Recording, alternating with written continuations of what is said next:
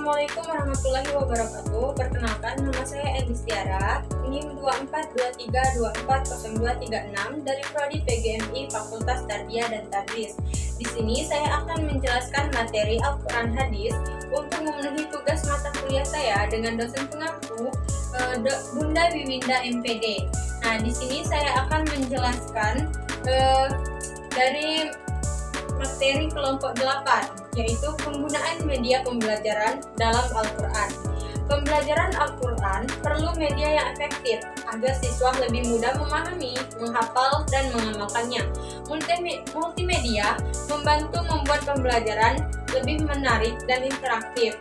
Media yang efektif untuk pembelajaran Al-Quran yaitu terdapat yang pertama yaitu media audio.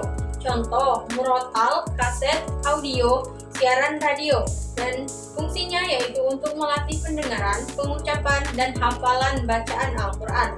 Kelebihannya yaitu fleksibel, merangsang imajinasi, meningkatkan partisipasi, dan tentunya juga memiliki kekurangan yaitu komunikasi satu arah, tergantung kemampuan bahasa siswa, relevan, dan verbalisme.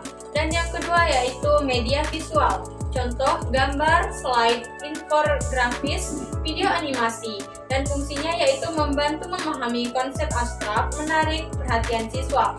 Pendekatan Rasulullah SAW juga menunjukkan penggunaan media visual seperti gambar, isyarat jari dalam penyampaian pelajaran, dan penggunaan media visual audio dan multimedia. Media visual seperti teks, Arab, tabel tajwid, dan yang animasi membantu siswa memahami materi secara visual dan menarik. Media audio seperti murotal dan rekaman tajwid melatih pendengaran dan pengucapan yang tepat. Media multimedia menggabungkan teks, suara, gambar, dan video dalam aplikasi atau presentasi interaktif, meningkatkan motivasi dan minat belajar siswa. Praktik penggunaan media pembelajaran Al-Quran. Media audio seperti tilawah digunakan untuk melatih pendengaran dan pelafalan siswa melalui metode talaqi. Dan lalu dari materi kelompok 8 ini dapat kita simpulkan bahwa pembelajaran Al-Quran yang efektif tidak hanya bergantung pada metode mengajar, tetapi juga pada pemanfaatan media pembelajaran yang tepat. Media visual, audio, dan multimedia terbukti dapat meningkatkan pemahaman, minat, dan keterampilan siswa dalam membaca Al-Quran. Media visual membantu menjelaskan konsep abstrak. Media audio melatih pendengaran dan bacaan dengan tajwid yang benar.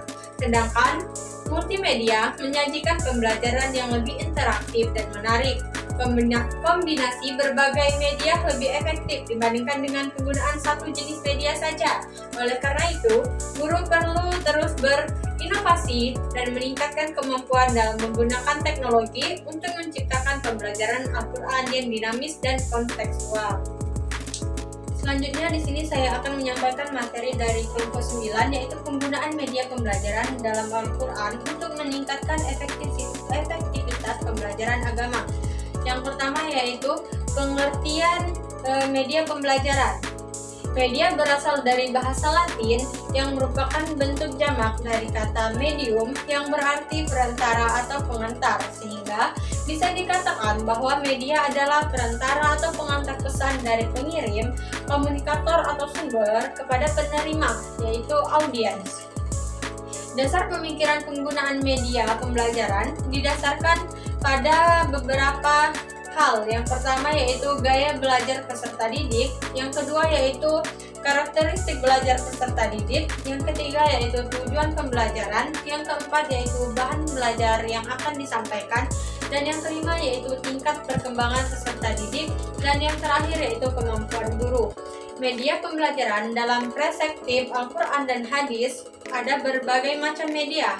Yang pertama yaitu media visual. Media visual adalah media yang hanya dapat dilihat. Beberapa contoh media visual adalah gambar atau foto, sketsa, diagram, peta konsep, grafik, kartun, poster, dan peta. Dan yang kedua yaitu media audio. Media audio berkaitan dengan indera pendengaran. Beberapa media yang dikelompokkan dalam media audio yaitu radio, alat perekam, pita mekanik, hingga laboratorium bahasa. Dan yang ketiga yaitu media audiovisual. yaitu adalah kombinasi dari media audio dan media visual, atau bisa disebut media pendengar dan pandang dengar. Contoh dari media audiovisual adalah program televisi, video pendidikan, dan sebagainya. Manfaat media pembelajaran. Nah, manfaatnya ini ada banyak. Yang pertama yaitu pembelajaran akan lebih menarik perhatian siswa sehingga bisa membuka motivasi belajar. Dan yang kedua yaitu bahan pembelajaran lebih jelas maknanya sehingga bisa lebih dipahami oleh siswa dan memungkinkannya bisa menguasai dan mencapai tujuan pembelajaran. Dan yang ketiga yaitu metode mengajar akan lebih bervariasi hingga semata-mata komunikasi verbal melalui peraturan kata-kata oleh guru. Hal ini membuat siswa tidak bosan dan guru tidak kehabisan tenaga jika mengajar pada setiap jam pelajaran. Dan yang keempat yaitu siswa lebih banyak melakukan kegiatan belajar, sebab tidak hanya mendengarkan uraian guru, tetapi juga aktivitas lain seperti mengamati, melakukan, mendemonstrasikan, memamerkan, dan lain sebagainya. Jadi dapat disimpulkan penggunaan media pembelajaran dalam Al-Quran dan dapat meningkatkan efektivitas pembelajaran agama. Oleh karena itu, penggunaan media pembelajaran dalam Al-Quran perlu dipertimbangkan dalam proses pembelajaran agama. Lalu selanjutnya yaitu materi dari kelompok 10 yaitu pembelajaran melalui Al-Quran dan Hadis dengan metode pendekatan tematik. Pendekatan tematik dalam pembelajaran Al-Quran dapat membantu siswa memahami dan mengamalkan ajaran-ajaran Al-Quran dengan lebih baik. Dengan memilih tema yang relevan dengan kehidupan siswa, pembelajaran Al-Quran akan menjadi lebih menarik dan bermakna. Keunggulan pendekatan tematik ini ada beberapa hal, yaitu yang pertama yaitu pemahaman yang lebih komprehensif. Pendekatan tematik membantu peserta didik untuk melihat keterkaitan antara ayat dan surat sehingga pemahaman terhadap suatu konsep menjadi lebih menyeluruh. Dan yang kedua yaitu kontekstualisasi ayat. Dengan pengelompokan ayat berdasarkan tema, peserta didik dapat memahami konteks dengan latar belakang turunnya ayat, asbabun nuzul dengan lebih baik. Dan yang selanjutnya yaitu relevansi dengan kehidupan. Pendekatan tematik memudahkan pengaitan ayat-ayat Al-Quran dengan isu-isu dan permasalahan aktual dengan kehidupan sehari-hari. Dan yang keempat yaitu menumbuhkan minat dan motivasi. Pembelajaran yang kontekstual dan relevan dengan kehidupan dapat meningkatkan minat dan motivasi peserta didik dalam mempelajari Al-Quran. Langkah-langkah menerapkan pendekatan tematik. Yang pertama yaitu penentuan tema. Pilih tema yang relevan dan menarik dan sesuai dengan kebutuhan serta tingkat pemahaman peserta didik. Tema dapat berupa konsep-konsep dasar dalam Islam, tauhid, ibadah, akhlak, isu-isu sosial, keadilan, toleransi, lingkungan kehidupan, kisah-kisah para nabi, atau tema-tema lainnya. Pengumpulan ayat-ayat terkait. Lakukan penelusuran ayat-ayat Al-Quran yang berkaitan dengan tema yang dipilih. Gunakan sumber daya seperti Al-Quran, terjemah, tafsir, dan indeks tematik Al-Quran. Pengorganisasian.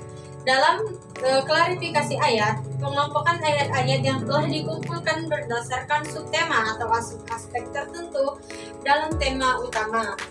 Dan yang selanjutnya itu penyajian dan diskusi. Sajikan materi secara sistematis dan menarik. Fasilitas diskusi dan tanya jawab untuk memperdalam pemahaman peserta didik. Lalu refleksi dan aplikasi. Dorong peserta didik untuk memungkinkan makna ayat-ayat yang telah dipelajari dan mengaitkannya dengan kehidupan nyata.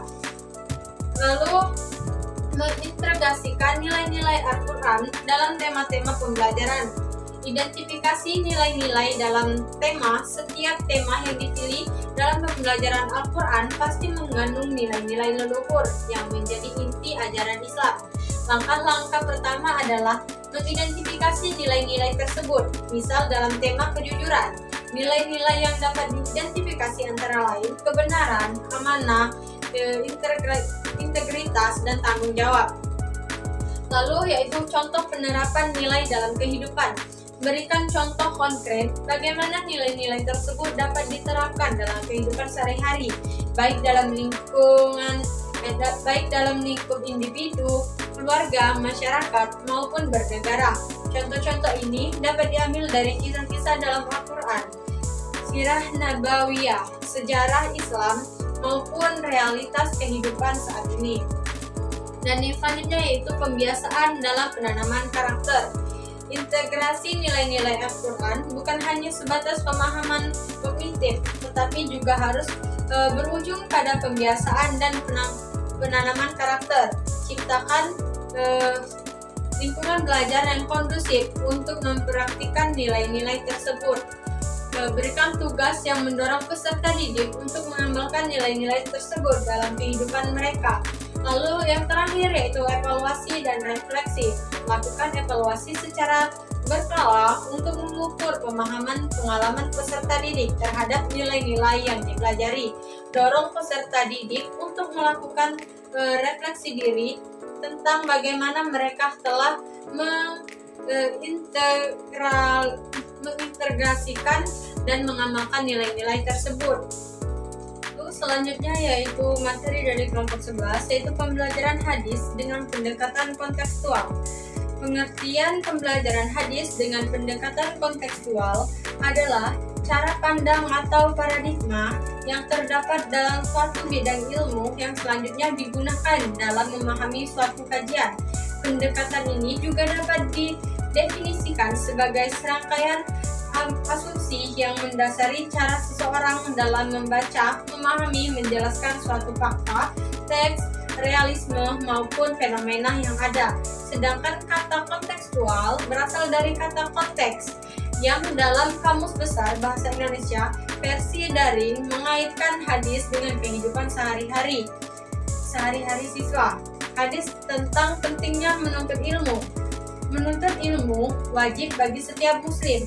Dari hadis riwayat Ibnu Majah, siswa MI bisa diajarkan untuk selalu giat belajar, baik dari sekolah maupun di luar sekolah. Hadis-hadis tentang sikap hormat kepada orang tua, ridho Allah terletak pada ridho orang tua.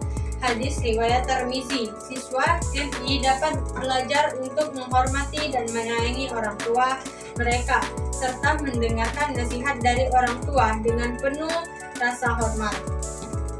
Hadis tentang pentingnya berbicara yang baik. Barang siapa yang beriman kepada Allah dan hari akhir, hendaknya ia berkata yang baik atau diam. Hadis riwayat Bukhari. Siswa MI bisa diajarkan untuk berbicara dengan sopan dan menghindari perkataan yang tidak baik. Dan yang keempat yaitu hadis tentang tolong menolong. Barang siapa yang meringankan beban seorang muslim, maka Allah akan meringankan bebannya pada hari kiamat. Hadis riwayat Muslim. Siswa MI bisa diberi pembelajaran tentang pentingnya saling membantu, baik sesama teman sekelas maupun dalam kehidupan sehari-hari. Dan yang kelima yaitu hadis tentang menjaga kebersihan. Kebersihan itu sebagian dari iman. Hadis riwayat Muslim. Siswa MI dapat diajarkan untuk menjaga kebersihan di sekitar mereka, baik di rumah, sekolah, maupun lingkungan. Ini juga mengajarkan mereka untuk menjaga kesehatan dan memperhatikan kebersihan diri. Praktik mengajar hadis dengan pendekatan kontekstual, praktik siswa dibagi dalam beberapa kelompok dan diminta untuk memainkan peran saling menyayangi. Misalnya menolong teman yang kesulitan. Hasil siswa yang memahami pentingnya kasih sayang dalam kehidupan sehari-hari. Praktik guru mengajar siswa berdiskusi tentang pentingnya kebersihan, lalu meminta mereka membersihkan kelas bersama. Hasil, siswa memahami bahwa menjaga kebersihan adalah bagian dari Islam. Yang selanjutnya itu praktik cara menceritakan kisah Rasulullah atau para sahabat yang menahan amarah yang dalam situasi sulit. Hasil siswa termotivasi untuk menahan emosi saat menghadapi masalah. Kesimpulan, pembelajaran hadis dengan pendekatan kontekstual merupakan metode yang relevan dan efektif dalam memahami dan mengamalkan ajaran-ajaran hadis. Pendekatan ini tidak hanya menekankan pada pemahaman teks hadis secara harfiah, tetapi juga memperhatikan konteks historis, sosial, dan budaya yang melatar belakangi munculnya hadis tersebut. Dengan demikian, pemahaman yang diperoleh tidak hanya bersifat teoristis atau teori saja, tetapi juga aplikatif dalam kehidupan sehari-hari. Lalu materi dari kelompok 12 yaitu pembelajaran Al-Quran untuk pembentukan karakter.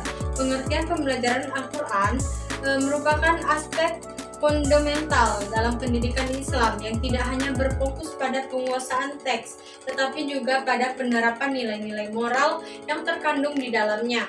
Al-Quran sebagai petunjuk hidup mengandung ajaran yang sangat relevan dan membentuk karakter dan kepribadian umat manusia. Sebagai kitab suci umat Islam, Al-Quran diyakini memiliki peran yang sangat penting dalam membentuk sikap, perilaku, dan karakter individu, khususnya di kalangan pelajar. Semangat untuk mempelajari Al-Quran juga semakin berkembang dari hari ke hari, karena Al-Quran juga dengan jelas menyatakan bahwa sebaik-baiknya orang yang mempelajari Al-Quran dan dia akan memahami Al-Quran dengan baik hanya dengan ilmu saja. Seperti yang dikatakan Jamaluddin Marlan bahwa dengan mempelajari ilmu pengetahuan dan perkembangan ilmu pengetahuan manusia bisa memahami Al-Quran. Jadi belajar ilmu Al-Quran harus dimulai sejak kecil hingga dewasa. Sedikit teks isi karakter dalam pembelajaran Al-Quran. Karakter yang baik adalah salah satu tujuan utama dalam pendidikan, baik pendidikan formal maupun informal. Pembentukan karakter ini sangat penting karena berkaitan langsung dengan perkembangan pribadi seseorang, baik dalam aspek moral, sosial, dan spiritual. Oleh karena itu, perkembangan Al-Quran diharapkan tidak hanya menghabiskan pemahaman, tetapi ayat-ayat Allah, tetapi juga mampu menanamkan nilai-nilai karakter yang dapat diterapkan dalam kehidupan sehari-hari. Di sisi lain, pendidikan karakter dikembangkan oleh pemerintah sebagai pendidikan yang mengutamakan perilaku daripada karakter yang baik. Pendidikan karakter ini muncul dan menegaskan dirinya sebagai respon atas kemajuan pedagogik, naturalistik, dan instrumenisme pendidikan. Nilai-nilai karakter utama dalam Al-Quran.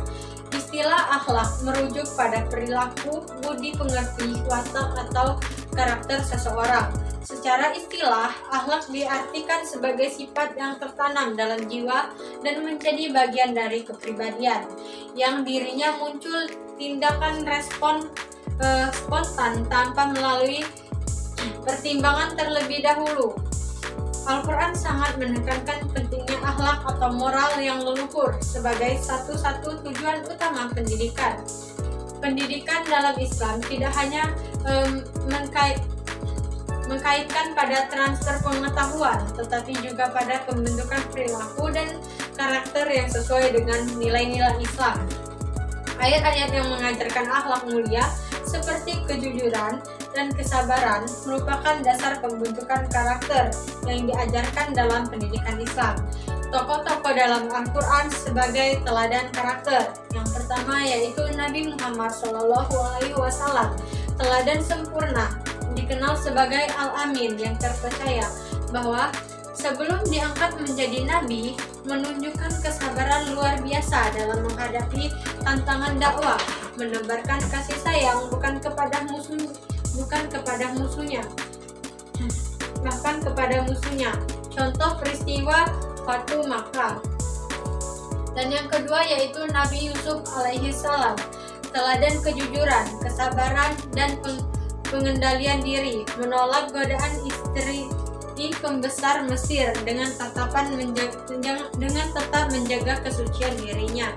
Quran Surat Yunus ayat 24-25, memaafkan saudara-saudaranya yang telah mencelakainya. Quran Surat Yusuf ayat 92. Nabi Ibrahim alaihissalam teladan keimanan dan pengorbanan menghadapi ayahnya yang menyembah berhala dengan sopan. Quran Surat Maryam.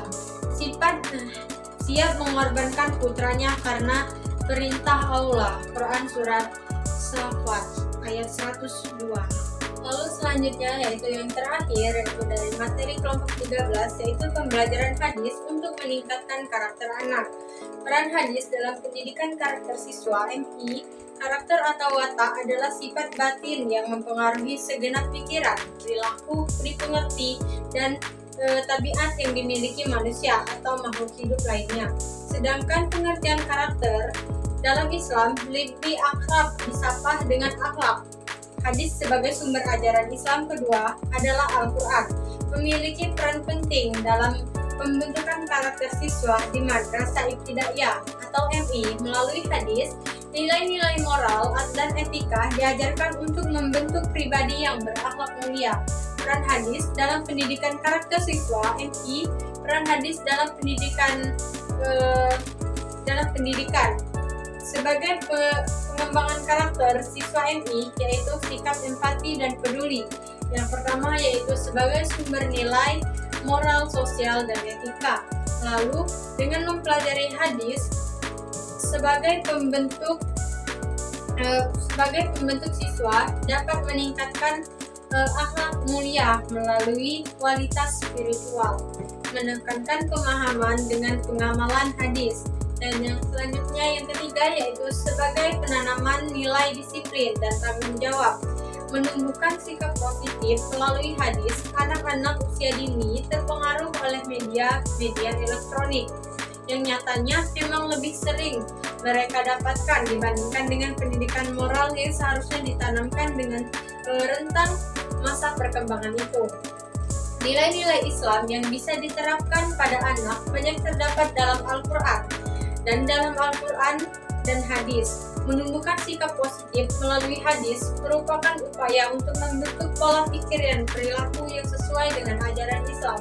Sebagai contoh, sebagai yang telah dicontohkan oleh Rasulullah SAW, menumbuhkan sikap positif melalui hadis. Cara menumbuhkan sikap positif melalui hadis yaitu yang pertama berpikir positif atau husnuzon kepada Allah Subhanahu wa Ta'ala, dan yang kedua yaitu bersabar dalam menghadapi ujian, dan yang ketiga yaitu menghindari prasangka buruk, suudzon, dan yang keempat yaitu memanfaatkan waktu dengan produktif, dan yang kelima yaitu menjaga optimisme dan tidak putus asa. Praktik pengajaran hadis dengan fokus pada nilai karakter. Praktik dengan pengajaran hadis pada nilai karakter merupakan pendekatan pendidikan yang menekankan literasi sikap ajaran moral, etika yang terkandung dalam hadis Nabi Muhammad SAW. Tujuan utamanya adalah membentuk peserta didik yang tidak hanya memahami teks hadis saja secara spiritual, tetapi juga mampu mengamalkannya dalam kehidupan sehari-hari. Mungkin sekian materi yang dapat saya sampaikan. Saya ucapkan wassalamualaikum warahmatullahi wabarakatuh.